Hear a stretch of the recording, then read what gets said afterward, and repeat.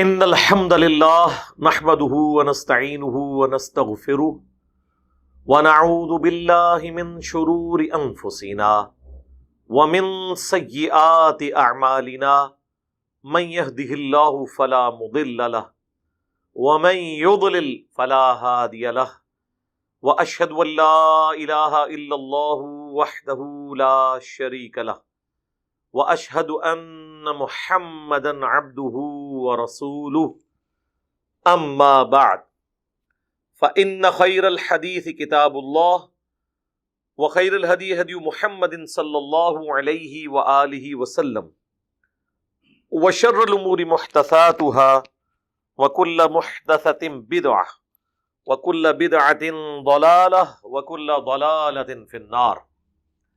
اعوذ باللہ السمیع العلیم من الشیطان الرجیم من ہمزہ ونفخہ ونفثہ بسم اللہ الرحمن الرحیم رب اشرح لی صدری ویسر لی امری واحلل عقدۃ من لسانی یفقہوا قولی.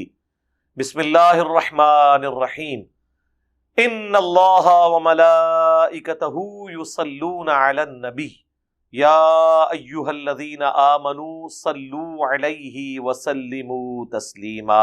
اللہم صلی علی محمد وعلی آل محمد کما صلیت علی ابراہیم وعلی آل ابراہیم انک حمید مجید. اللہم بارک علی محمد وعلی آل محمد کما بارکت علی ابراہیم وعلی آل ابراہیم انک حمید مجید. ربنا آتنا من لدنک رحمہ وہیئ لنا من امرنا رشدا. اللہم ربنا آتنا فی الدنیا حسنہ وفی الآخرۃ حسنۃ وقنا عذاب النار. یا حی یا قیوم برحمتک استغیث ولا حول ولا قوة الا باللہ العلی العظیم. لا الہ الا انت سبحانک انی کنت من الظالمین. آمین. میرے بھائیو، آج 17 اکتوبر 2021 کو قرآن کلاس نمبر 96 کی اسٹوڈیو ریکارڈنگ ہونے جا رہی ہے. آج انشاءاللہ تعالی ہم سورۃ المائدہ کی آیت نمبر 49 سے آن ورڈ سٹارٹ لیں گے. پچھلی کلاس کے اندر ہم نے ان لوگوں کے حوالے سے جو اللہ تعالیٰ کی شریعت اور اس کی کتابوں کے مطابق فیصلہ نہیں کرتے، اللہ تعالیٰ کے گاڑے فتوے سنے تھے، 3 بڑے سخت الفاظ کے اندر. ان میں سے پہلا فتویٰ یہ تھا کہ جو لوگ اللہ تعالیٰ کی نازل کردہ شریعت کے مطابق فیصلہ نہیں کرتے وہی ہیں کافر. وَمَن لَّمْ يَحْكُم بِمَا أَنزَلَ اللَّهُ فَأُولَٰئِكَ هُمُ الْكَافِرُونَ. اس کے بعد آیا وَمَن لَّمْ يَحْكُم بِمَا أَنزَلَ اللَّهُ فَأُولَٰئِكَ هُمُ الظَّالِمُونَ. ایسے لوگ ظالم ہیں. اور پھر آیا وَمَن لَّمْ يَحْكُم بِمَا أَنزَلَ اللَّهُ فَأُولَٰئِكَ هُمُ الْفَاسِقُونَ. ایسے لوگ فاسق، گناہ کبیرہ کے مرتکب ہیں. اب یہی گفتگو آگے چل رہی ہے آیت نمبر 49 سے بھی. اعوذ باللہ من الشیطان الرجیم بسم اللہ الرحمن الرحیم. وَأَنِحْكُمْ بَيْنَهُمْ بِمَا أَنزَلَ اللَّهُ. اور اے نبی صلی اللہ علیہ وآلہ وسلم، آپ ان کے درمیان فیصلہ کریں اس کے مطابق جو اللہ نے نازل کیا ہے، کتاب اللہ کی شکل میں، شریعت کی شکل میں. وَلَا تَتَّبِعْ أَهْوَاءَهُمْ. اور دیکھیں آپ نے ان کی خواہشات کی پیروی نہیں کرنی. ظاہر ہے کہ اللہ کے محبوب سے تو یہ بعید ہے کہ آپ صلی اللہ علیہ وآلہ وسلم کسی کی خواہش کی پیروی کرتے ہوئے اس کے حق میں فیصلہ کر دیں. اصل میں آپ صلی اللہ علیہ وآلہ وسلم کے ذریعے باقیوں کو خطاب ہے کہ اگر ہم اپنے پیغمبر کے بارے میں یہ بات کر رہے ہیں کہ آپ نے بھی ان کی خواہشات کی پیروی نہیں کرنی تو امتی تے پھر شاہی کوئی نہیں. وَاحْذَرْهُمْ. لیکن آپ ان سے ہوشیار رہے. أَن يَفْتِنُوكَ عَن بَعْضِ مَا أَنزَلَ اللَّهُ إِلَيْكَ. کہ کہیں وہ آپ کو فتنے میں مبتلا نہ کر دیں، برگشتہ نہ کر دیں کتاب کے بعض حصے سے جو ہم نے نازل کیا ہے آپ کی طرف. یعنی ایسا نہ ہو کہ آپ وقتی طور پر کمپرومائز کرنے کے لیے کوئی سافٹ کارنر کے طور پر اللہ تعالیٰ کے احکامات کے حوالے سے کوئی کمپرومائز کر لے. ایسا نہیں ہونا چاہیے. فَإِن تَوَلَّوْا، اور اگر وہ منہ پھیر لیں، فَاعْلَمْ أَنَّمَا يُرِيدُ اللَّهُ أَن يُصِيبَهُمْ، تو یہ تم جان لو کہ بے شک اللہ نے ہی یہ ارادہ کر لیا ہے کہ انہیں سزا دینی ہے بِبَعْضِ ذُنُوبِهِمْ، بعض گناہوں کے سبب. یعنی مراد یہ کہ اگر اتنی تگ و دو کے بعد بھی، اتنی محنت کے بعد بھی، آپ کے اخلاقیات کے بعد بھی اگر کوئی آپ کی بات قبول نہیں کرتا، تو آپ یہ سمجھ لیں کہ حق سے انہوں نے جان بوجھ کر اناد کیا، جس کی وجہ سے اللہ تعالیٰ نے اب یہ فیصلہ کر دیا ہے کہ ختم اللہ علی قلوبہم وعلی سمعہم وعلی ابصارہم، اب ان کے دلوں پر، کانوں پر، آنکھوں پر موریں لگ چکی ہیں، اب انہیں عذاب ہی آنا ہے، عذاب کا فیصلہ ہو چکا ہے. اللہم لا تجعلنا منہم ربنا لا تزغ قلوبنا بعد اذ ہدیتنا وہب لنا من لدنک رحمہ انک انت الوہاب. آمین. وَإِنَّ كَثِيرًا مِّنَ النَّاسِ لَفَاسِقُونَ، اور بے شک انسانوں کی اکثریت نافرمان ہی ہے. اور یہ ایسا یونیورسل ٹروتھ ہے جو آج تک ویلڈ ہے. ایک تو سب سے بڑی نافرمانی کفر و شرک کی ہے. اس وقت بھی دنیا میں غیر مسلموں کی تعداد مسلمانوں سے زیادہ ہے. پھر مسلمانوں کے اندر بھی صرف شناختی کارڈ کے مسلمان ہی ہیں. جو پریکٹسنگ مسلمان ہیں وہ تو بہت کم ہے. جب قرآن کا واضح فتویٰ آ گیا سورہ لقمان کی آیت نمبر، سورہ روم کی آیت نمبر 31 میں، وَأَقِيمُوا الصَّلَاةَ وَلَا تَكُونُوا مِنَ الْمُشْرِكِينَ، اور نماز کو قائم رکھو اور مشرکوں میں سے نہ ہو جاؤ. اور صحیح مسلم کی حدیث کہ بندے کے کفر اور ایمان، شرک اور اسلام کے درمیان فرق نماز ہے.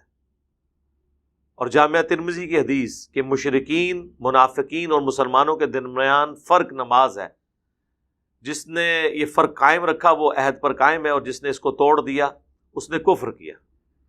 اور جامعہ ترمذی میں ہی عبداللہ بن شقیق تابعی کا قول کہ صحابہ کرام تارک الصلاح کے سوا کسی کی تکفیر نہیں کرتے تھے، یعنی بے نمازی کی وہ تکفیر کرتے تھے، اسے کافر سمجھتے تھے.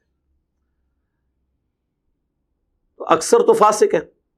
افحکم الجاہلیت یبغون، کیا وہ جاہلیت کے زمانے کے فیصلے چاہتے ہیں جب اشرافیہ کے لیے اور قوانین ہوتے تھے اور عام لوگوں کے لیے اور ہوتے تھے؟ ایسا نہیں ہو سکتا. اب اللہ کے پیغمبر آ چکے ہیں، زمانہ جاہلیت ختم ہو چکا ہے. اب اللہ کے نبی کے نور ہدایت قرآن کی شکل میں، آپ کی تعلیمات کی شکل میں موجود ہے. وَمَنْ أَحْسَنُ مِنَ اللَّهِ حُكْمًا لِقَوْمٍ يُوقِنُونَ، اور اللہ تعالی سے بہتر کس کا حکم ہو سکتا ہے ایسے لوگوں کے حق میں جو یقین رکھنے والے ہوں، جو واقعی ایمان لانے والے ہوں، جو بات ماننے والے ہوں. اگر انہوں نے اللہ کو مانا ہے پھر اللہ کی بھی مانے. اللہ سے بہتر کون حکم نازل فرما سکتا ہے؟ اب اگلی چند آیات بڑی سخت ہیں، خصوصاً اس دور کے اعتبار سے. بعض جہادی تنظیموں نے انہی آیات کی بنیاد پہ اپنے حکمرانوں کی بزدلی کے سبب ان کی تکفیر کی ہے، ان کے خلاف خروج کو جائز سمجھا ہے کہ یہود و نصارہ کے ساتھ دوستیاں گانٹھے ہوئے. حالانکہ میرے علم کی حد تک زیادہ تر یہ دوستیاں بزدلی کی وجہ سے ہیں، منافقت کی وجہ سے نہیں ہیں. تقیتاً ہے، جو قرآن میں سورہ آل عمران میں آیا کہ اگر آپ نے کافروں کے شر سے بچنا ہے تو وقتی طور پر اگر کوئی تقیہ کر لے. سورۃ النحل میں آیا کہ اگر کوئی کلمات کفر بھی بول دے تو ہم اس کے اوپر گرفت نہیں کریں گے اگر دل میں ایمان رکھتا ہے. لیکن یہ اپنے جان کے بچاؤ کی خاطر اس لیول تک ہو سکتا ہے کہ آپ کمپرومائز کریں، لیکن اس کا یہ مطلب نہیں کہ آپ کافروں کے ساتھ مل کر مسلمانوں کا قتل عام شروع کرتے ہیں. یہ جب ایک لائن کراس ہوتی ہے نا، اس کے بعد پھر عوام الناس میں ریونج آنا شروع ہو جاتا ہے. یا ایھا الذین آمنوا، اے اہل ایمان، لا تتخذوا الیہود والنصارى اولیاء، اے اہل ایمان مت دوست بناؤ یہودیوں کو اور نصرانیوں کو. بعضهم اولیاء بعض، ان میں سے بعض کے دوست ہیں. ومن یتولہم منکم، جو کوئی ان کے ساتھ دوستی گانٹھ لے گا تم میں سے، فانہ منہم، تو وہ پھر انہی میں ہی شمار کیا جائے گا اللہ کے حضور. ان اللہ لا یہدی القوم الظالمین، بے شک اللہ تعالی ہدایت نہیں دیتا ظالموں کو. اب اس میں بالکل واضح ہے کہ یہود و نصارہ سے آپ نے دوستی نہیں کرنی. اب یہ کون سی دوستی ہے؟ ایک طرف سورۃ المائدہ کے سٹارٹ ہی میں اللہ تعالیٰ نے اہل کتاب کی عورتوں کے ساتھ نکاح کو جائز قرار دے دیا. تو بیوی سے زیادہ قریب تو کوئی دوست ہو ہی نہیں سکتا انسان کا, اور یہاں پہ کہا جا رہا ہے آپ نے دوست نہیں بنانا. تو اس کا آپٹیمل سولوشن یہ ہے کہ جو فیصلے امت مسلمہ یا حکومت اسلامیہ کے فائدے سے ریلیٹڈ ہیں یا ان اسٹریٹجیز سے ریلیٹڈ ہیں جس میں آپ نے ایک اسلامی ملک کی حفاظت کرنی ہے, تو ظاہر ہے وہ قومی راز ہے. وہ یہود و نصارہ سے تو شیئر کرنا بڑی دور کی بات, آپ اپنے مسلمان بھائیوں سے بھی شیئر نہیں کر سکتے. ہمارے جو ڈیفنس کے ادارے ہیں ان میں شروع ہی میں ہم سے جو یعنی وہ اوتھ لیا جاتا ہے قرآن کے اوپر, اس میں یعنی کئی ایک چیزیں ہوتی ہیں کہ آپ نے ان چیزوں کو باہر پبلکلی شیئر نہیں کرنا, سوائے وہ چیزیں جو گورنمنٹ خود شیئر کر دیتی ہے اور وہ اوپن سیکرٹ ہوتی ہیں. اب تو خیر میڈیا کی برکت سے آلموسٹ ساری چیزیں اوپن سیکرٹ ہو چکی ہیں, لیکن پھر بھی ہم اس عہد کے پابند ہوتے ہیں کہ ہم ایسی کنٹرول لینگویج میں گفتگو کریں کہ جن چیزوں پہ ہمارا سیکیورٹی اوتھ ہے وہ وائلیٹ نہ ہو. تادم مرگ اس چیز کے آپ پابند ہوتے ہیں.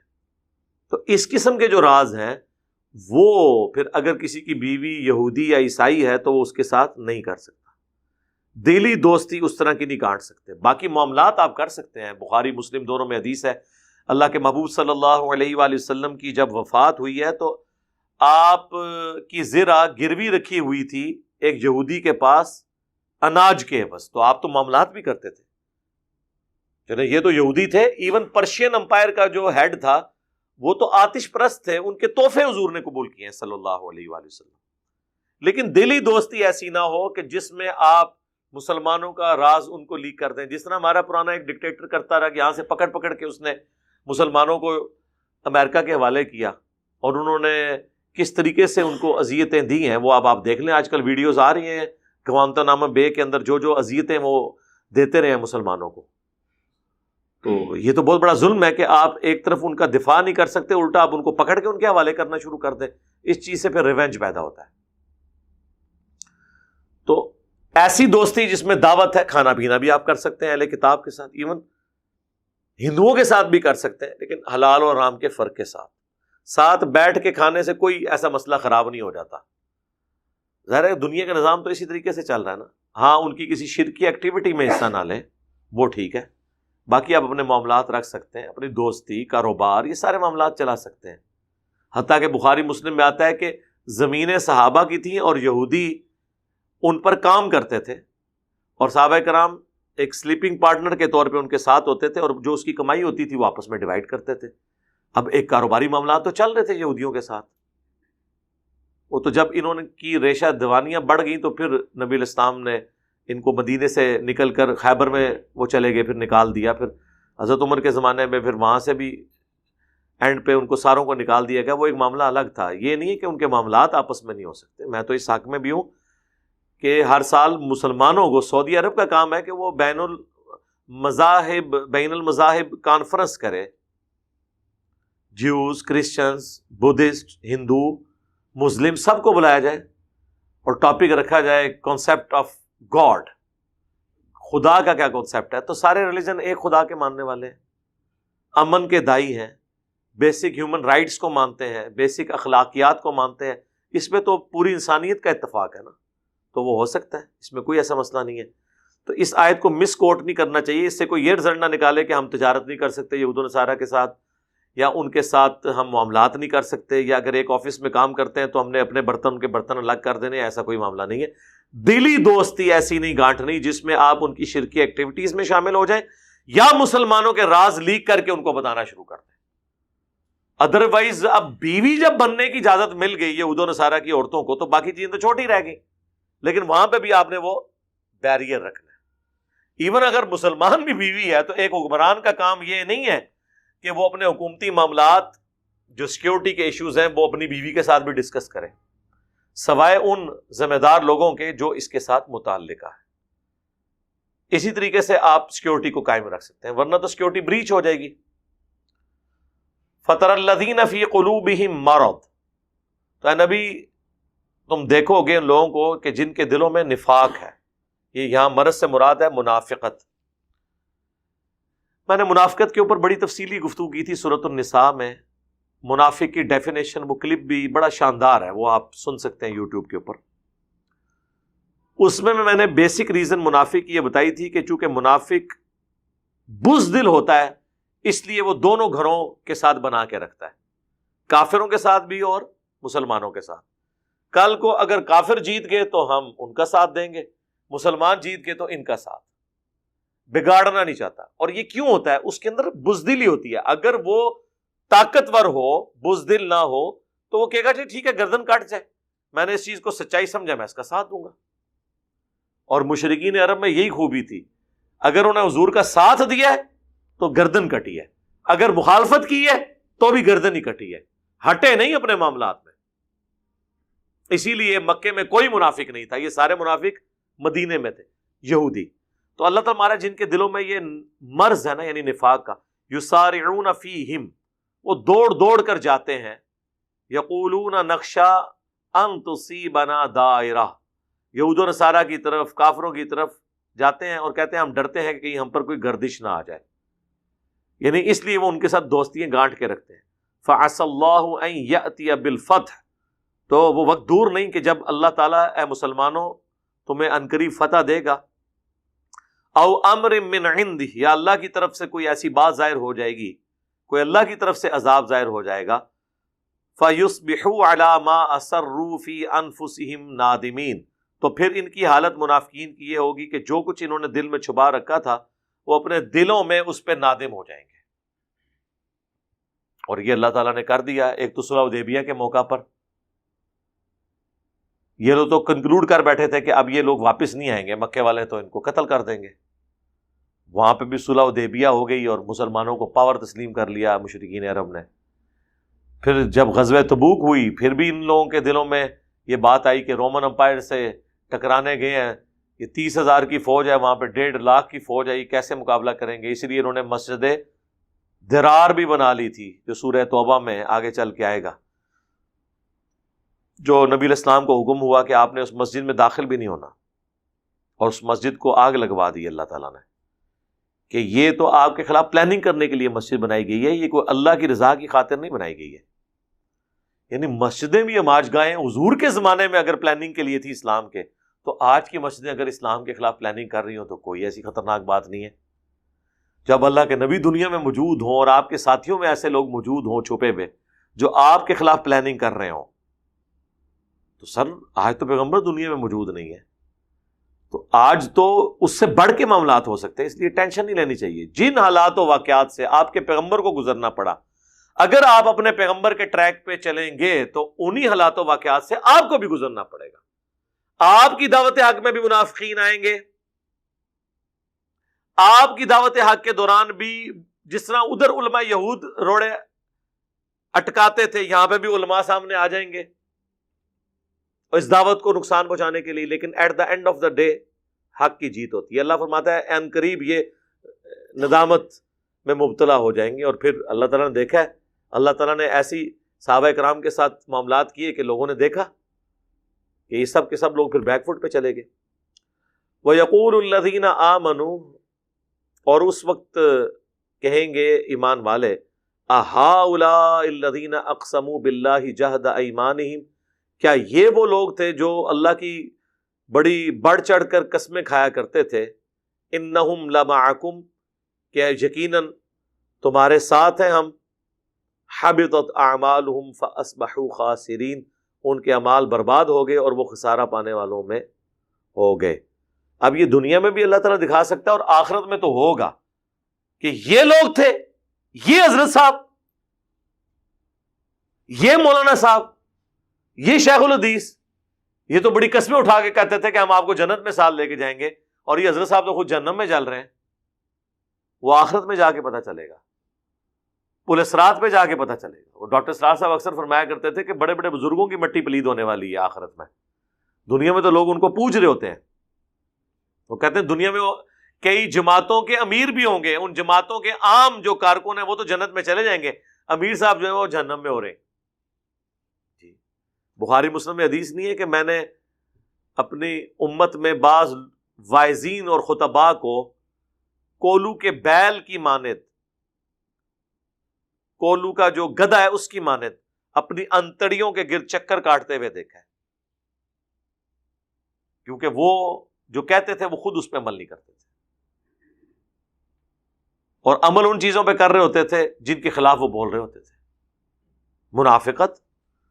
تو یہ عنقریب دنیا میں بھی اور آخرت میں بھی۔ یا ایھا الذین آمنوا، اے اہل ایمان، من یرتد منکم عن دینہ، یاد رکھنا جو کوئی بھی مرتد ہو گیا تم میں سے اپنے دین سے، الٹے قدم پھر گیا، فسوف یأتی اللہ بقوم یحبہم، تو ان قریب اللہ پھر تمہاری جگہ ایسی قوم کو لے آئے گا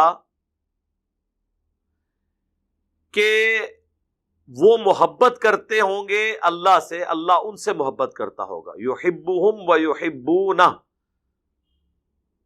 اللہ تعالیٰ ان سے محبت کرتا ہوگا اور وہ اللہ سے محبت کرتے ہوں گے۔ اذلۃ علی المؤمنین، مومنین کے لیے تو وہ بڑے نرم دل ہوں گے، بچھنے والے۔ اعزۃ علی الکافرین، اور وہ بہت سخت گیر ہوں گے کافروں پر۔ یجاہدون فی سبیل اللہ، وہ اللہ کی راہ میں جہاد کریں گے، اور جہاد میں دین کی تبلیغ بھی اور قتال بھی دونوں شامل ہیں، کیونکہ جہاد ورسٹائل ٹرم ہے۔ ولا یخافون لومۃ لائم، اور وہ کسی ملامت کرنے والے کی کوئی پرواہ نہیں کریں گے۔ ذالک فضل اللہ یؤتیہ من یشاء، یہ اللہ کا فضل ہے جسے وہ عطا کر دے۔ واللہ واسع علیم، اور اللہ تعالیٰ وسعت والا اور علم والا ہے۔ جناب یہ وہ چیز ہے جو صحابہ کرام کے دور میں بھی ہوئی اور آج تک یہ سلسلہ جاری ہے کہ اگر جس کو دین کی سمجھ آئی ہے وہ دین کا کام نہیں کرے گا تو اللہ تعالیٰ اس کو ہٹا کے نئی قوم لے آئے گا۔ صحابہ کرام کے زمانے میں آپ دیکھ لیں، حضور کی وفات کے بعد بخاری مسلم میں آتا ہے کئی قبائل مرتد ہو گئے، زکوٰۃ دینے سے انکاری ہو گئے، مسلمہ کذاب کے ساتھ مل گئے، لیکن کئی لوگوں نے حضور کی وفات کے بعد اسلام قبول کیا۔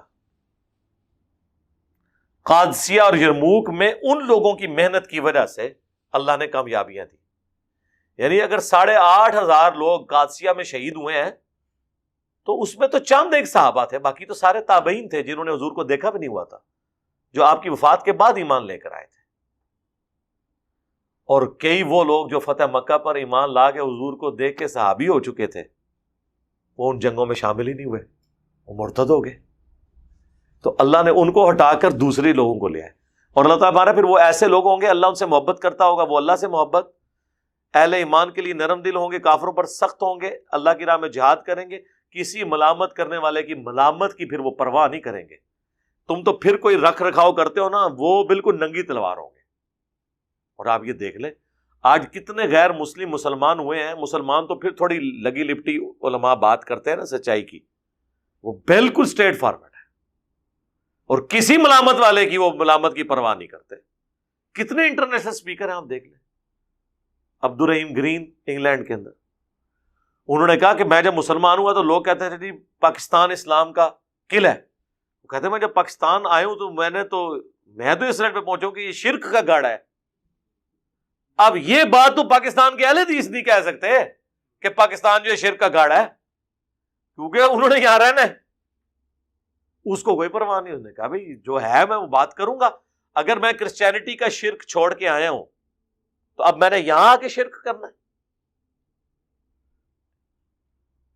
بلکہ انگلینڈ تو خود شرک کا گڑھ بنا ہوا ہے، جتنے پاکستان میں پیر موجود ہیں ان کی فرنچائزیز وہاں پہ موجود ہیں۔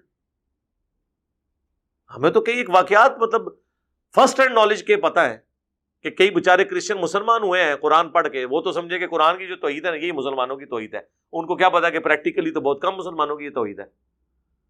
میلاد کے مہینے میں وہ ایک گورا جو ہے مسلمان ہوا، نیو مسلم، وہ جا کے اس نے جمعہ ایک بریلویوں کی مسجد میں انگلینڈ میں پڑھا، اور وہ زمین و آسمان کی کتابیں اللہ کے نبی صلی اللہ علیہ وآلہ وسلم کے لیے ملا رہا تھا۔ اینڈ پہ اس نے مولانا صاحب سے پوچھا کہ حضرت یہ جو باتیں آپ کر رہے ہیں یہ کوئی تو حضرت عیسیٰ کے بارے میں کرتے تھے، جبکہ قرآن تو یہ باتیں نہیں کر رہا۔ اب ان کو کون بتائے کہ یہ جو علماء ہیں یا ان کے ماننے والے یہ تو بابوں کے دین پہ ہیں، کتابوں کے دین پہ تو ہے ہی نہیں ہے۔ اور جو غیر مسلم مسلمان ہو رہے ہیں وہ تو کتابوں کی وجہ سے ہو رہے ہیں. جو ڈاکٹر اقبال نے کہا تھا میں نے تاریخ سے یہ سبق سیکھا ہے کہ کبھی مسلمانوں نے اسلام کی حفاظت نہیں کی ہے, یہ اسلام اور قرآن ہے جس نے مسلمانوں کی حفاظت کی ہے. تاتاریوں کا جو فتنہ تھا اس کے آگے کوئی بند نہیں باندھ سکا. اس طریقے سے انہوں نے ملیا میٹ کر کے رکھ دیا پوری دنیا کو, کوئی پاور نہیں ان کے آگے کھڑی ہوئی. سلطنت عباسیہ کو کچل کے رکھ دیا, کیا مسلمان کیا غیر مسلم, لیکن اس کو فتح کیا اسلام نے. وہی چنگیز خان کا پوتا مسلمان ہو گیا, کعبے کو مل گئے پاسما سنو خانے سے. اور آج سلطنت عثمانیہ جو اب 650 سال تک مسلمانوں کی حکومت ہے, وہ ٹرک ہی ہیں. ٹرک جو ہے وہ منگولوں کی اولاد ہے. یہاں پہ بھی آپ کو جو مغل نظر آ رہے ہیں جو 200-250-300 سال یہاں پہ حکومت, ٹرک ہی ہے. ہمارا مغلیہ خاندان ہے, منگولوں کی اولاد ہے. ہمارا کبھی دعویٰ نہیں ہے کہ عزیز جناب ضرورت ہی صحیح ہے. تو اللہ تعالیٰ اٹھاتا ہے اپنے بندوں کو, کوئی فرق نہیں پڑتا اللہ کو. اللہ نے تو بخاری مسلم میں حدیث ہے اللہ فاسق سے بھی دین کا کام لے لیتا ہے. تو پھر جو لوگ ادھر سے آتے ہیں نا, پھر وہ کسی ملامت کرنے والے کی ملامت کی پرواہ نہیں کرتے. وہ پھر جسے کہتے ہیں نا, یہ کہتے ہیں نا ٹنا ٹن سنی, وہ ٹنا ٹن مسلم ہوتے ہیں. یہ لوگ کہتے ہیں تھوڑا سا کمپرومائز کریں, ذرا ہاتھ ہولا رکھیں, یہ وہ. قرآن تو کچھ اور ہی بات کر رہا ہے. قرآن تو صحابہ کرام کو کہہ رہا ہے کہ اگر تم میں سے کوئی دین سے پھر گیا تو یاد رکھنا اللہ پھر ایسی قوم لائے گا کہ وہ دین سے پھرنے کے اسباب کیا ہو سکتے ہیں جو آگے بتائے گئے, کہ وہ کسی ملامت کرنے والے کی پھر ملامت کی پرواہ نہیں کریں گے. یہاں پہ بھی آپ دیکھیں کتنے لوگ ہیں جو وقتی منفعت کی خاطر اپنا مسلک بدل لیتے ہیں, اپنے نظریات بدل لیتے ہیں. کوئی ڈر کے بدل لیتا ہے, کوئی پیسے کی لالچ میں بدل لیتا ہے, کوئی فیملی پریشر کی وجہ سے. لیکن اللہ تعالیٰ ہمارا ہے کہ جب ہم کسی کو مسلط کریں گے نا پھر تم لوگوں کے اوپر, پھر وہ کسی ملامت کرنے والے کی ملامت کی پرواہ نہیں کریں گے. اور یقیناً ایسے لوگوں نے پھر ثابت کیا جی, حقیقت بات ہے, ایسے انہوں نے اپنے معاملات سیدھے کیے ہیں کہ میں یہ کہتا ہوں کہ بعض تابعین کی ایسی غیر معمولی خدمات ہیں دین کے لیے جہاد کے طور پر کہ شاید کئی اصحاب کی اس طرح کی کنٹریبیوشن نہیں ہوگی. باقی ہم مرتبے کو اس وقت ڈسکس نہیں کر رہے, میں کنٹریبیوشن کی بات کر رہا ہوں. اب یہ آیت آ رہی اگلی 55 نمبر, یہ اکثر بریلویوں اور اہل تشیع کی جانب سے پیش کی جاتی ہے اولیاء اللہ سے مدد مانگنے کے لیے. یہ میں آلریڈی کور کر چکا ہوں جو میں نے توحید کے اوپر سورۃ النساء کی آیت نمبر 48 کو ڈسکس کیا تھا. 3 کنزیکٹیو لیکچرز دیے تھے یہاں پہ. اس کے کلپس بھی پھر توحید سے متعلق 10 دھوکے, ان میں سے ایک دھوکے کے طور پہ یہ آیت بھی پیش کرتے ہیں. اہل تشیع تو خیر اس کو پیش کرتے ہیں مولا علی کے لیے بھی کہ اس کے اندر سیدنا علی کا بھی ذکر موجود ہے. من کنت مولا فہذا علی مولا, غدیر خم کے حوالے سے بھی اس کو کرتے ہیں لیٹ, وہ میں پہلے ڈسکس کر چکا ہوں سورۃ المائدہ کے سٹارٹ ہی میں. وہ کلپ الگ سے اپلوڈ ہوا ہے. نبی صلی اللہ علیہ وآلہ وسلم کا خلیفہ کون ہے, ابو بکر یا علی, اس پہ میں نے پھر اس پہ ڈسکشن کی تھی. یہ آیت بھی کوٹ کرتے ہیں. باقی اس کا ترجمہ خود ہی بتا دے گا. اب جب اس کانٹیکسٹ میں بات ہو رہی ہے کہ کافروں کو اپنا دوست نہیں بنانا, اہل ایمان سے اپنی دوستی رکھنی ہے, اس کانٹیکسٹ میں یہ بات ہو رہی ہے انما ولیکم اللہ ورسولہ, تمہارے دوست تو صرف ہے اللہ اور اس کا رسول, والذین آمنوا, اور جو ایمان لے کر آئے. اب وہ یہ ولی کا ترجمہ پتہ کیا کرتے ہیں, وہ کہتے ہیں ولی کا ایک مطلب مددگار بھی ہوتا ہے. یہاں ہے کہ تمہارے مشکل کشا اور مددگار ہیں اللہ, رسول اور اہل ایمان. تو اللہ رسول مشکل کشا اور اہل ایمان مشکل کشا, تو وہ پھر سارے صحابہ کو, سارے بزرگوں کو, سارے اہل بیت کو کہتے ہیں مشکل کشا. یہاں تو مشکل کشائی کا ذکر ہی نہیں ہو رہا. سٹارٹ اس سے ہوا تھا کہ یہود و نصارہ سے اپنی دوستی نہیں کرنی, دوستی کرنی اہل ایمان سے. اس کو کنکلوڈ کیا جا رہا ہے کہ تمہارے تو دوست صرف ہونے چاہیے اللہ, رسول اور اہل ایمان. قرآن بالکل واضح ہے, یقین کریں قرآن کو کانٹیکسٹ کی ضرورت ہی نہیں, باہر سے اندر ہی کانٹیکسٹ موجود ہے. تو اللہ, اس کا رسول اور اہل ایمان جو ہیں وہ دوست ہیں. مددگار بھی ہے, تو اس سے مراد مددگار یہ نہیں ہے کہ مرے ہوئے کو آپ پکاریں گے. کہتے ہیں مولا علی سے مدد مانگی, جی مولا علی فوت تو نہیں ہوئے, وہ تو زندہ تھے تو خیبر میں آ گئے. ورنہ جو مولا علی بھی اللہ کے شیر ہیں اور حمزہ بن عبد المطلب بھی اللہ کے شیر ہیں. حمزہ ابن عبد المطلب تو احد میں شہید ہو چکے تھے, خیبر پہ حضور نے ان کو تو نہیں پکارا کہ یا امیر حمزہ میری مدد فرمائے. تو سامنے جو بھی موجود ہوگا وہ ٹھیک ہے. اہل ایمان ایک دوسرے کی مدد کریں. الذین یقیمون الصلاۃ، وہ لوگ جو صحیح صحیح نماز ادا کرتے ہیں، قائم کرتے ہیں نماز کو. ویؤتون الزکاۃ، اور وہ زکوٰۃ دیتے ہیں. وہم راکعون، اور وہ اللہ کی بارگاہ میں جھکنے والے ہوتے ہیں، ڈاؤن ٹو ارتھ ہوتے ہیں. اور رکوع کا ذکر عموماً جب یہودیوں کے لیے آتا ہے چونکہ وہ چڑھتے تھے، اس حوالے سے بھی یہ بات کی جاتی ہے. اچھا، اس کا ایک ترجمہ جو اہل تشیع نے کیا نا، وہ یہ ہے کہ ولی، یہاں وہ کہتے ہیں اس ولی سے مراد وہ لوگ جو نماز کو قائم کریں اور زکوٰۃ دیں وہ جب کہ وہ رکوع کی حالت میں ہو. اور اس میں کچھ روایتیں اہل سنت کے ہاں بھی پائی جاتی ہیں کمزور درجے کی. شیعہ کے ہاں بھی وہ کہتے ہیں کہ حضرت علی نماز پڑھ رہے تھے تو رکوع کی حالت میں ایک مانگنے والا آیا تو انہوں نے اس حالت میں ہی اس کو صدقہ خیرات کر دیا. تو یہ صرف حضرت علی پہ فٹ ہوتا ہے اور کسی سے ثابت نہیں ہے. حالانکہ اگر آپ یہ دیکھیں نا، یہ بالکل اپنے اسلوب میں واضح ہے آیت. اللہ تعالیٰ فرما رہا ہے کہ جو نماز قائم رکھتے ہیں اور زکوٰۃ دیتے ہیں، وہم راکعون، اور وہ جھکنے والے بھی ہوتے ہیں، ڈاؤن ٹو ارتھ بھی ہوتے ہیں. یہ بالکل واضح ہے. اگر وہ والا معاملہ بھی ہو جائے تو ہم صرف مولا علی کو تو اپنا ولی نہیں مانتے، مولا حسن و حسین کو بھی ہم اپنا ولی مانتے ہیں. ٹھیک ہے، تو وہ جمع کے سیغوں میں تو پھر سارے کے سارے شامل ہو جائیں گے.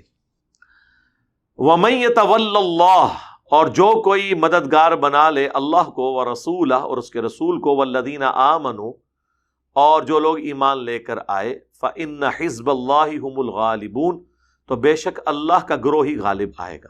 یعنی آپ نے دوستی، محبت، مددگاری اگر لینی ہے تو اہل ایمان سے لینی ہے، کافروں کو اپنا دوست نہیں بنانا. اس کا قطعاً اس چیز سے کوئی تعلق نہیں کہ جو مرا ہوا ہے اس کو مرنے کے بعد آپ مدد کے لیے پکارنا شروع کرتے ہیں. وہ تو بیٹھتا ہی نہیں اس کے اندر. نہیں جی، شہید زندہ ہے تو چونکہ زندہ ہے تو پکار سکتے ہیں. سر اگر شہید زندہ ہے تو اس کے مرنے کے بعد اس کی بیوی نکاح کیوں کر لیتی ہے؟ ہاں، اب اس بیوی پہ کیا حکم لگائیں گے؟ پھر کہیں گے نہیں یہ او والا زندہ نہیں ہے. اسی بھی کہہ رہے ہیں کہ جد او والا زندہ نہیں ہے پھر او والے کام بھی نہیں کر سکتا. ظاہر ہے. تو اب اس لیول پہ آ کے، اتنی نچلے درجے پہ آ کے بعض اوقات اس لیے سمجھانا پڑتا ہے کہ اگر کسی کی بالکل ہی عقل کام کرنا چھوڑ گئی ہے تو اس کو پھر بتایا جائے کہ اگر شہید زندہ ہے تو اس کی بیوہ کیوں شادی کر لیتی ہے. حضرت ابوبکر صدیق سے پہلے حضرت جعفر طیار کی بیوی تھی اسما بنت عمیس، جن سے وہ بیٹا تھا عبداللہ بن جعفر، جو خاوند تھے سیدہ زینب کے، جو مولا علی کی بیٹی، جنہوں نے خطبہ دیا تھا یزید کے دربار میں. اب جب جعفر طیار فوت ہو گئے تو اس بیوہ کے ساتھ نکاح، اور وہ فوت کہاں ہوئے؟ غزوہ موتا میں شہید ہوئے، بخاری میں آتا ہے. تو شہید تو زندہ ہے اور ہے بھی آل البیت میں سے. ان کی بیوی نے نکاح کر لیا حضرت ابوبکر کے ساتھ، ان سے محمد بن ابی بکر پیدا ہوئے. محمد بن ابی بکر کی عمر ہارڈلی 5 سال تھی، حضرت بکر بھی فوت ہو گئے. تو اس بیوہ کے ساتھ پھر نکاح کر لیا مولا علی نے. مولا علی نے محمد بن ابی بکر کی پرورش کی، اور عبداللہ بن جعفر، یہ 2 لاڈلے تھے بچے جن کی پرورش حضرت علی نے کی ہے. اور اس لیول تک لاڈلے کہ عبداللہ بن جعفر کو تو اپنی بیٹی بھی دے دی زینب، اور محمد بن ابی بکر اس لیول تک لاڈلے کہ جنگ جمل میں وہ حضرت عائشہ کو جا کے سمجھا رہے تھے. تو ایک اسما بنت امیس ہے، انہوں نے کتنے مردوں کے ساتھ شادی کی ہے، یکے بعد دیگرے جب فوت ہو گئے ان کے خاوند. تو اگر شہید زندہ ہے تو وہ شادی کیوں کرتی جا رہی تھی؟ سب کہانیاں آپ نے بنائی ہوئی ہے. اور اسی وجہ سے وہ لوگ اکثر، جب ہم سنی تھے نا، یعنی مسلم ہونے سے پہلے، تو ہمارے علماء ہمیں بتایا کرتے تھے کہ جی جو اہل البیت ہے نا، یہ تو حضرت ابوبکر کی اولاد میں سے ہیں. ہم بھی پھر کہتے تھے یار پھر یہ شیعہ کو کیا مسئلہ ہے حضرت ابوبکر کے ساتھ؟ وہ تو ہمیں پتہ چلا کہ مسئلہ تو حضرت ابوبکر کے ساتھ ہے ہی نہیں ہے، مسئلہ تو ہے بنو امیہ کے ساتھ. اور جب ہمیں بعد میں پتہ چلا کہ یہ حضرت ابوبکر کی کون سی اولاد ہے جس کی اولاد اہل البیت ہے، تو سر وہ اولاد ہے جن کو آل امیہ نے قتل کروایا ہوا ہے. یہ حضرت ابوبکر کے ٹکٹ میں مزے کرتے رہے ہیں. قاسم بن محمد بن ابی بکر، جس کی حدیثیں ہیں بخاری کے اندر، وہ محمد بن ابی بکر کے بیٹے ہیں. محمد بن ابی بکر حضرت ابو بکر کے بیٹے ہیں، لیکن پرورش کی ہے مولا علی نے، کیونکہ حضرت ابو بکر تو فوت ہو گئے تھے، یہ چھوٹے سے تھے، ان کی والدہ کے ساتھ حضرت علی نے نکاح کر لیا۔ اور جنگ جمل میں وہ اما عائشہ کو سمجھانے والوں میں تھے، بلکہ جب اما عائشہ کو واپس رخصت کرنے کی باری آئی تو مولا علی نے محمد بن ابی بکر کے ذریعے ان کو واپس بھیجا۔ دوسرا بیٹا حضرت عبد الرحمن بن ابی بکر، ان کو بھی آل امیہ نے قتل کروایا۔ یہ وہی ہے نا جس نے بخاری میں آتا ہے، جو کھڑا ہو گیا تھا جب وہ مروان خطبہ دے رہا تھا کہ اللہ نے امیر المومنین کو یہ سجایا ہے، وہ امت کے وسیع تر مفاد میں معاویہ ابن ابی سفیان اپنے بیٹے یزید کو خلیفہ بنانا چاہتے ہیں، تو یہ کھڑے ہو گیا، اس نے مخالفت کی۔ ان دونوں بیٹوں کی اولادیں ان کے بعد میں آپس میں شادیاں ہوئی تو حضرت امام جعفر صادق پیدا ہوئے۔ امام جعفر صادق کی جو نانی ہے نا، وہ حضرت ابو بکر کے ایک بیٹے کی اولاد ہے، اور ان کے جو نانا ہے نا، وہ دوسرے بیٹے کی اولاد ہے۔ تو وہ کہا کرتے تھے مجھے ابو بکر نے 2 دفعہ جنم دیا، کیونکہ ابو بکر کے 2 بیٹوں کی اولاد میں سے، لیکن یہ نہیں بتاتے کہ ابو بکر کے وہ 2 بیٹے آل امیہ کے دشمن تھے، اور آل امیہ ابو بکر کے ان بیٹوں کے قاتلین ہیں۔ تو حضرت ابو بکر کے ٹکٹ پہ آپ مزہ کیوں کر رہے ہیں؟ وہ تو آل البیت کے چاہنے والے تھے۔ وہ تو ہمیں بعد میں پتا چلا کہ یار یہ ابو بکر کی اولاد، ابو بکر کیڑی اولاد جیڑی تسی وڈی ہے، ان کو مارا بھی، ان کو قتل بھی کیا، ٹھیک ہے، اور اس کے بعد پھر ان کے ٹکٹ میں آپ مزے لے رہے ہیں اپنے کھاتے میں ڈال کے۔ تو سر یہ تو ہم نے سٹوریاں ایکسپوز کر دی ہیں، انہوں نے آدھی آپ کو سٹوریاں بتائی ہوئی تھی، پوری جب بات پتا چلی تو بالکل ہی الٹ نکلی۔ تو اللہ تعالیٰ ہمارا ہے کہ تمہارے دوست، تمہارے مددگار، پشت پناہ اللہ، اس کا رسول اور اہل ایمان ہے، اور انہی کا گروہ غالب رہے گا۔ یا ایھا الذین آمنوا، اے اہل ایمان، لا تتخذوا الذین اتخذوا دینکم ہزوا ولعبا، اے اہل ایمان اپنے دین کو مت بنا لو ہنسی اور کھیل، من الذین اوتوا الکتاب من قبلکم، ان میں سے جنہیں دی گئی تھی کتاب تم سے پہلے، والکفار اولیاء، اور کفار سے اپنے دوست، یعنی دین کا مذاق نہ بنا لو ان لوگوں کے ساتھ اس طرح کی دوستیاں گانٹ کے کہ جس سے ریلیجن کا نقصان ہو جائے۔ واتقوا اللہ، اور اللہ سے ڈرو، ان کنتم مؤمنین، اگر تم واقعی مؤمن ہو۔ اب یہی ظاہر ہے کہ چیزیں اس طریقے سے سمجھائی جا سکتی تھی۔ سورہ توبہ میں آگے چل کے آئے گا کہ ہر وقت منافق ڈرتے رہتے ہیں کہ کوئی ایسی صورت نازل نہ ہو جائے جن میں ان کا پول کھول دیا جائے، کیونکہ وہ نمازیں تو حضور کے پیچھے ہی پڑھتے تھے، پتہ ہی نہیں تھا، بعض اوقات حرکتوں سے اندازہ ہو جاتا تھا، لیکن اس زمانے میں تو ایک دوسرے پہ فتوے نہیں لگائے جاتے تھے نا، کیونکہ دین یہ تھا کہ ظاہر کا نام ہے۔ یہ تو آج کل ہے نا کہ کوئی ظاہر میں توبہ بھی کر لے پھر کہتے ہیں اندرونی کی دین ہے، اس زمانے میں تو یہ نہیں ہوتا تھا۔ تو اللہ تعالیٰ مارا ہے کہ یہ کافر ہر وقت ڈرتے رہتے ہیں کہ کہیں کوئی ایسی صورت نازل نہ ہو جائے جس میں ان کی منافقت کھل جائے۔ یہ سورہ توبہ میں آگے چل کے آئے گا۔ تو میرا ایک معصومانہ سوال ہے کہ جب اللہ تعالیٰ یہ بات کر رہا ہے کہ یہ لوگ ڈرتے رہتے ہیں کہ کہیں ایسی صورت نازل نہ ہو جس میں منافقین کے بارے میں اہل ایمان کو خبر ہو جائے، تو اس کا کیا مطلب ہوا کہ اہل ایمان اس زمانے کے ان کو علم غیب کوئی نہیں تھا؟ کیونکہ اللہ فرما رہا ہے کہ یہ ڈرتے ہیں کہ اہل ایمان کو اللہ تعالیٰ قرآن میں وہی نازل کر کے بتا ہی نہ دے تم میں سے کون منافق ہے۔ تو اگر صحابہ کرام کو یہ پتہ ہی نہیں تھا ان میں ساتھ کون جڑے ہوئے ہیں، تو بابت شاہی کوئی نہیں۔ اللہ کہہ رہا ہے کہ یہ منافق ڈرتے ہیں کوئی ایسی صورت نہ نازل ہو جائے کہ صحابہ کو یہ پتہ چل جائے کہ ان میں سے کون منافق ہیں جو ان کے ساتھ ہیں۔ اس کا مطلب صحابہ کو علم غیب نہیں ہے۔ تو پھر جو آپ ہمیں کہانیاں کراتے ہیں جی صحابی کے گھوڑے کے قدموں سے خاک اڑے، نتنوں میں بیٹھے، اس کو غوث قطب ابدال نہیں پہنچ سکتا، تو بھئی نہیں پہنچ سکتا تو ان کو تو بیچاروں کو کچھ نہیں پتا۔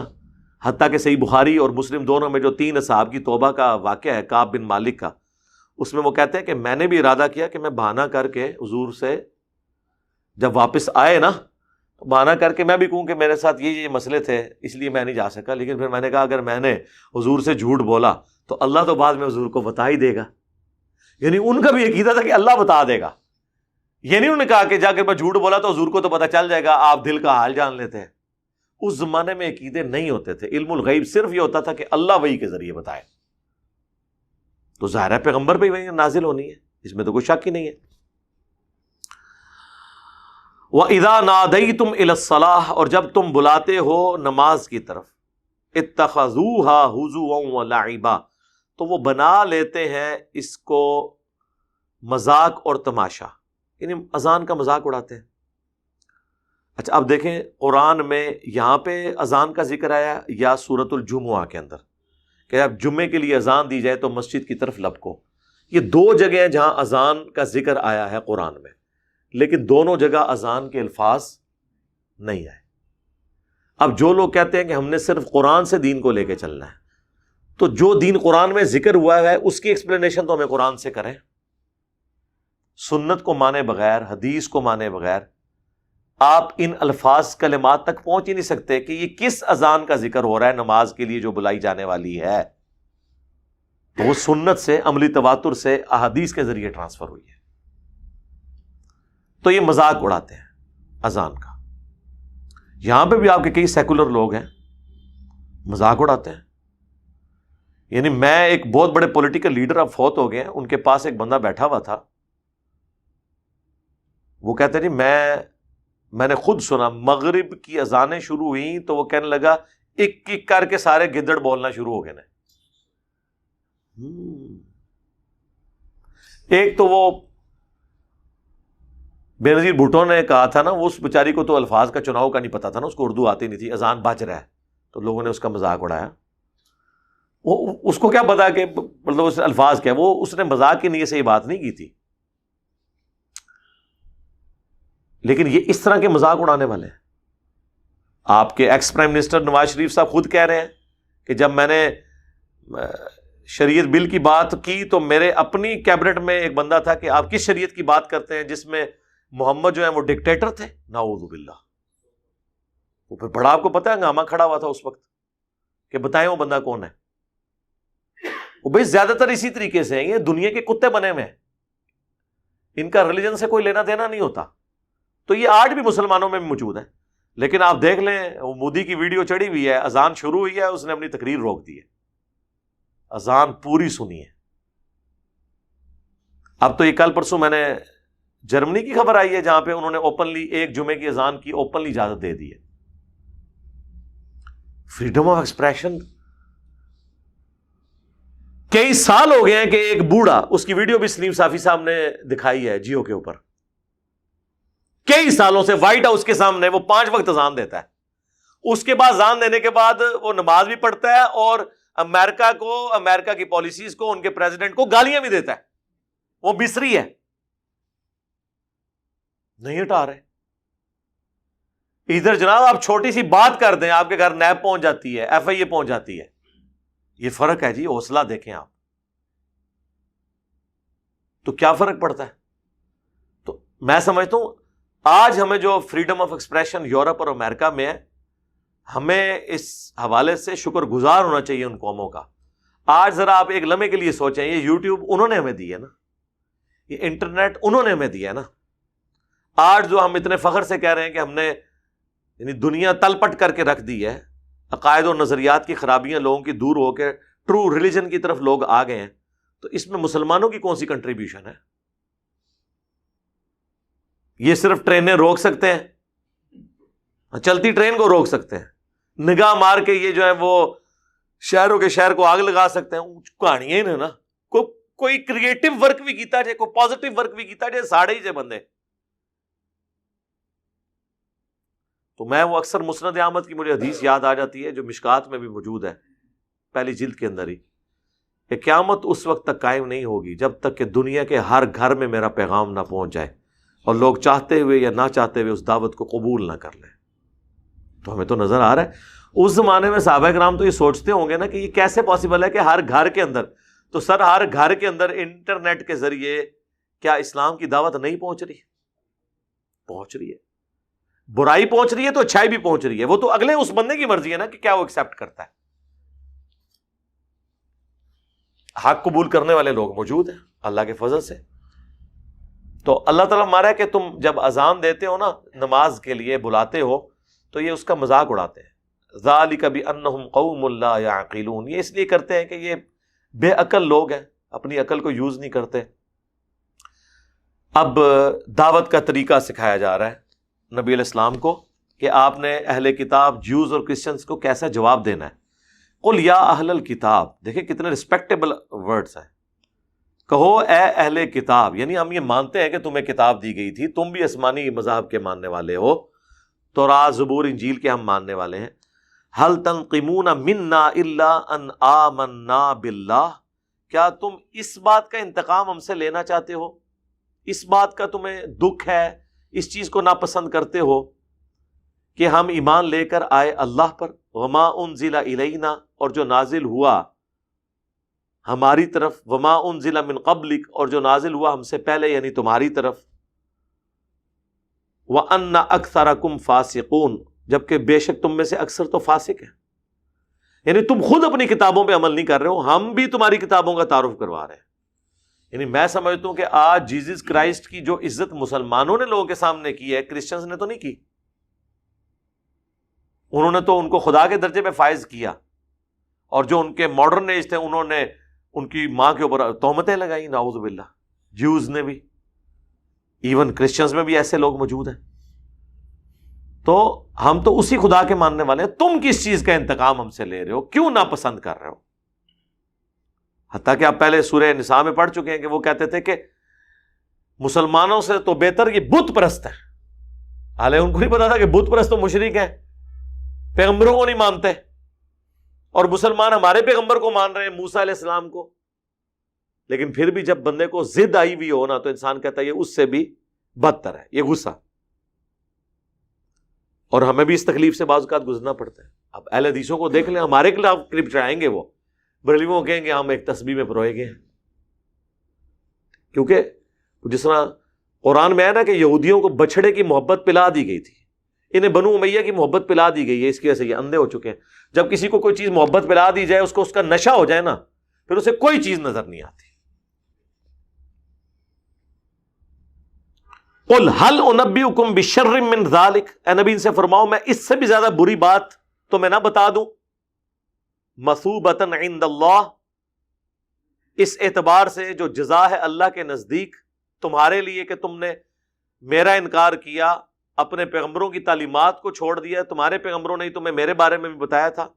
من لعنہ اللہ وغضب علیہ، وہ لوگ جن پر اللہ کی لعنت ہوئی اور غضب. وجعل منہم القردۃ والخنازیر، اور ان میں سے بعض لوگ ایسے جن کو بندر اور خنزیر بنا دیا گیا. وعبد الطاغوت، اور شیطان کی پوجا کرنے والے. شیطان کی پوجا ہی تھی نا جو سلیمان علیہ السلام کے زمانے میں یہودیوں نے جادوگری سیکھنا شروع کر دی. تو یہودیوں کو ان کے گھر کی خبر دی جا رہی ہے کہ تم جو اتنے بڑے ٹھیکیدار بنے ہوئے ہو نا ریلیجن کے، تو تمہارے آباء و اجداد کو شرک کرنے کے سبب اللہ نے خنزیر اور بندر بنا دیا، تمہیں بھی اس بات کا پتہ ہے. اور تمہارے آباء و اجداد تھے جنہوں نے شیطان کی پوجا کرنی شروع کر دی. جو آج تم جو ہے خدا کے نمائندے بنے ہوئے ہو، تم لوگ تو شیطان کے پجاری ہو. تم لوگوں نے جادو سیکھا سلیمان علیہ السلام کے زمانے میں. حضرت سلیمان کو تکلیفیں اٹھانی پڑی، داؤد علیہ السلام کو تم سے تکلیفیں اٹھانی پڑی. اولئک شر مکانا، یہ وہی لوگ ہیں بدترین ہیں درجے کے اعتبار سے. وَأَضَلُّ عَنْ سَوَاءِ السَّبِيلِ، اور یہ دوسروں سے زیادہ بھٹکنے والے ہیں راہ راست سے. یعنی دیکھیں مشرکین کا تو سمجھ آتا ہے بھٹکنا کہ ان کے پاس لِتُنذِرَ قَوْمًا مَا أُنذِرَ آبَاؤُهُمْ فَهُمْ غَافِلُونَ، ایسی قوم کی طرف تمہیں ہم نے پیغمبر بنا کے بھیجا جن کے پاس کوئی ڈر سنانے والا نہیں آیا. حضرت ابراہیم کو وہ پیغمبر کے طور پہ نہیں، اپنے جد امجد کے طور پہ مانتے تھے. جیسا کہ ہمارے بھی ایکس پرائم منسٹر صاحب کہتے تھے میں شیخ عبد القادر جیلانی کی اولاد سے ہوں. تو وہ نسلاً عبد القادر جیلانی کو ماننے والے تھے. ان کے نام کے ساتھ گیلانی جو آتا ہے وہ نسلاً ہے، ان کی تعلیمات پہ چلنے والے نہیں ہیں. تو یہاں پہ بھی ابراہیمی تھے مشرکین عربی، لیکن وہ ابراہیم کی اولاد، پیغمبر کے طور پر نہیں.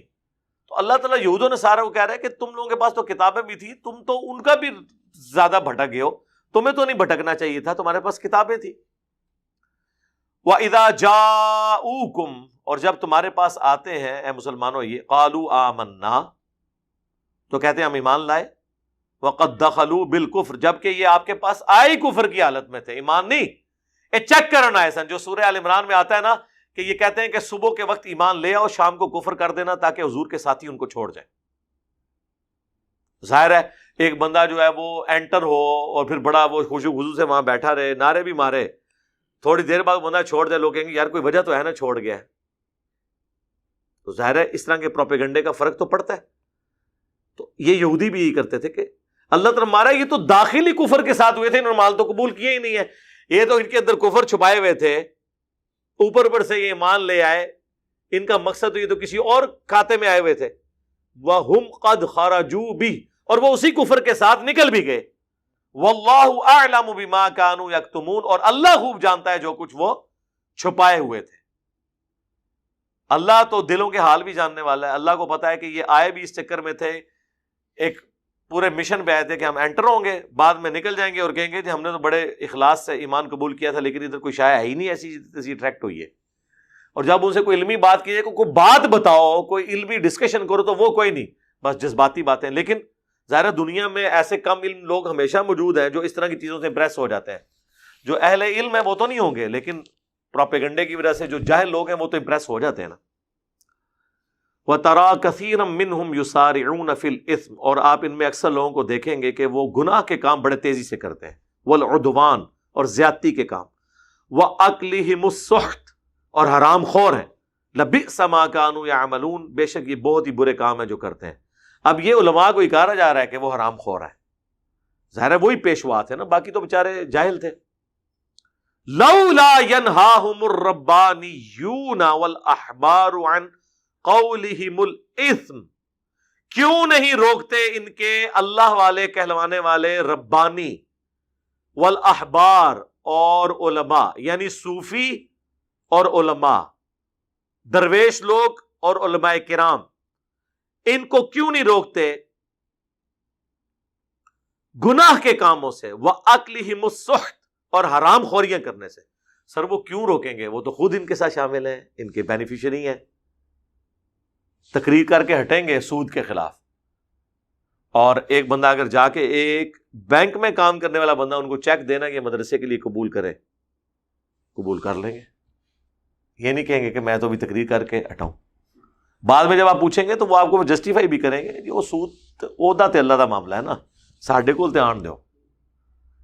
تو اللہ تعالیٰ نے یہاں پہ فرمایا کہ اہل علم اور جو درویش لوگ ہیں جو اپنے آپ کو کسٹوڈین سمجھتے ہیں دین کا، ان کا کام ہے کہ لوگوں کو حرام خوری سے روکیں اور گناہ کے کاموں سے. کیوں نہیں یہ روکتے؟ اب یہ کس کو کہہ رہے تھے وہ اللہ تعالیٰ؟ یہود و نصارہ کے علماء کو. لَبِئْسَ مَا كَانُوا يَصْنَعُونَ، کتنا ہی برا کام ہے، کتنے ہی برے کرتوت ہے جو وہ کیا کرتے تھے. یہ وہ آیت ہے جس کو میں نے کہا تھا کہ حسین ابن علی نے اسی آیت کو دلیل بنایا تھا اپنے قیام کی. پوری دنیا یزید کی بیعت کر لیتی، فرق نہیں پڑتا تھا جب تک کہ آل محمد بیعت نہ کر لیتے، کیونکہ آل محمد کے گھر سے دین نکلا ہے، وہ کسٹوڈین ہے. اگلے انبیاء کی اولادیں پیغمبر ہوتی تھی، ہمارے نبی کی اولاد پیغمبر نہیں ہوئی، لیکن اللہ تعالیٰ نے اہل البیت کو تمام جان والوں پر فضیلت دی، کسٹوڈین بنایا. تو جب اہل البیت دین کے معاملے میں کمپرومائز کریں گے تو امت تو ان کی طرف دیکھ رہی ہوتی ہے. اسی لیے حسین ابن علی کو یہ پتا تھا کہ میں نے اگر بیعت کر لی تو بنو امیہ کی ملوکیت لیجیٹیمائز ہو جائے گی. اور یزید کو بھی پتا تھا پوری دنیا بیعت کر لے، میری حکومت کسی نے صحیح ماننی نہیں ہے جب تک حسین سے میں بیعت نہ کروا لوں. ورنہ کیا فرق پڑتا ہے جب 3 بر اعظموں نے تمہارے ہاتھ میں بیعت کر لی، ایک قبیلہ بیعت نہیں کر رہا حسین ابن علی کا. یا چلے بنو عباس بھی، وہ بھی ہاشمی خاندان میں، انہوں نے بیعت نہیں کی، عبداللہ ابن زبیر نے نہیں کی، کیا فرق پڑتا ہے؟ لیکن ان کو پتا ہے کہ یہ اس کو قانونی جو لبادہ ہے اسی وقت پہنایا جا سکتا ہے جب اہل بیت. اور حضرت حسین ابن علی اس کانٹیکسٹ میں کہ اللہ تعالیٰ یہ ڈانٹ رہا ہے کہ کیوں نہیں ان کے اللہ والے اور جو اہل علم تھے، جو پہلے بھی ہم اس میں پڑھ چکے ہیں کہ پیغمبروں کے جو جانشین تھے وہ ربانی اور احبار اور رہبان ہوا کرتے تھے، جو کتاب اللہ کے مطابق فیصلہ کیا کرتے تھے. تو اس وقت حسین ابن علی نہ صرف نبی علیہ السلام کی اولاد ہونے کی حیثیت سے بلکہ اپنے علم کے اعتبار سے بھی امت کے لیڈر تھے. تو اگر وہی کمپرومائز کر لیتے ان کے حرام کاریوں کے اوپر تو وہ اس کو قانونی حیثیت حاصل ہو جانی تھی. اور یہ ان کا منصب تھا. لوگ کہتے ہیں جی باقی لوگ کیوں نہیں کھڑے ہوئے؟ باقی لوگ کھڑے ہوتے یا نہ ہوتے اس سے کوئی فرق نہیں پڑنا تھا. حسین ابن علی اگر کمپرومائز کر لیتے باقی سب بھی کھڑے ہو جاتے، وہ لیجیٹمائز ہو جاتا. باقی سب بھی مان لیں، حسین ابن علی نہ مانے تو لیجیٹمائز نہیں ہوگا. اور وہ اس آیت کے تحت کیوں نہیں روکا ان کے اللہ والوں نے اور اہل علم نے ان کو گناہ کے کاموں سے اور حرام خوریوں سے. کتنے ہی برے کرتوت ہیں جو وہ کیا کرتے تھے. کیوں روکنا تھا؟ وہ خود اس سسٹم کا حصہ تھے یہود و نصارہ، تو وہ کس طرح وہ بینیفیشری تھے اس سسٹم کے، وہ کیسے روک سکتے تھے؟ کبھی نہیں روک سکتے تھے.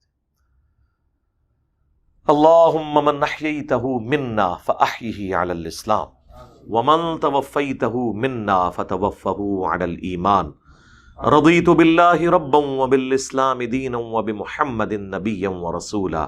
آمین. اللہ تعالیٰ سے دعا ہے جو حق بات میں نے کہی اللہ تعالیٰ ہمارے دلوں میں راسخ فرمائے. اگر جذبات میں میرے منہ سے کوئی غلط بات نکل گئی تو اللہ تعالیٰ ہمارے دلوں ہی سے اسے دھو ڈالے، ہمیں معاف بھی فرما دے، ہمیں کتاب و سنت کی تعلیمات پر عمل کر کے دوسرے بھائیوں تک پہنچانے کی توفیق عطا فرمائے. سبحانک اللہم وبحمدک اشہد ان لا الہ الا انت استغفرک واتوب الیک وما علینا الا البلاغ المبین. جزاکم اللہ خیرا. آمین.